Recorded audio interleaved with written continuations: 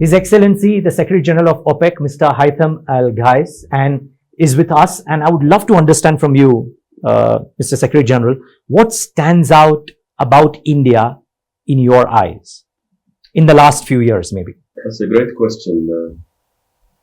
India is always been, but in the last few years more so, I would say, a major global, not just regional, but global economic, political powerhouse with a presence in global affairs, whether it's economic, energy. For that part, since talking about the energy scene, India is a major player which is growing very fast, catching all the eyes, the attentions. I mean, I can tell you from my own experience, the massive investments that have happened in the refining sector in India, for example, that have been eye-catching globally, have really been impressive. Whether you talk about the Reliance refinery in Jamnagar, which I personally visited when it was first opened back in 1999, and now has doubled in capacity.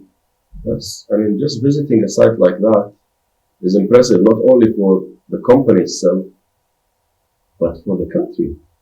And you don't see this in many places around the world.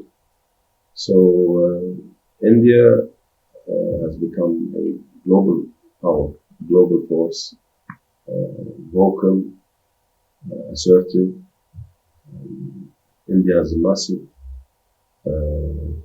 skilled labor force, which is helping to develop the country and take it up to the next level.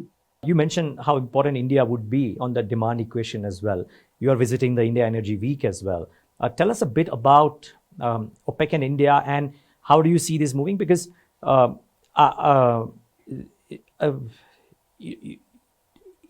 if India is likely to be one of the only or one of the few major economies to show growth over 5% in the current calendar, then oil demand likely would stay constructive in India.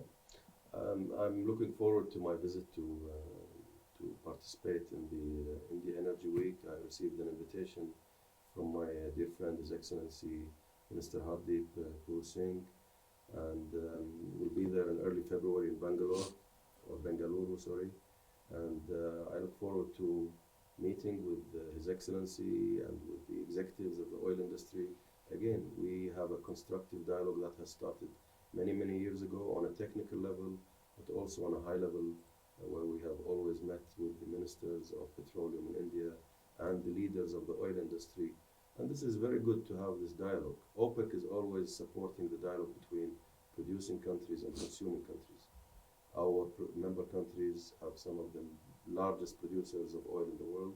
India is one of the largest consumers and a rising and growing consumer in the world. So this dialogue is critical and very important to develop a mutual understanding of how things will evolve for the future of India, but also for our member countries and the rest of the world. Yeah, do you have, maybe it's early days, but I'm just wondering, do you have any thoughts in mind about what would you want to convey from your end about this whole partnership that you're talking about, OPEC Plus or OPEC and India, which is likely to be a major consumer of oil for probably the rest of the decade? We are committed to India.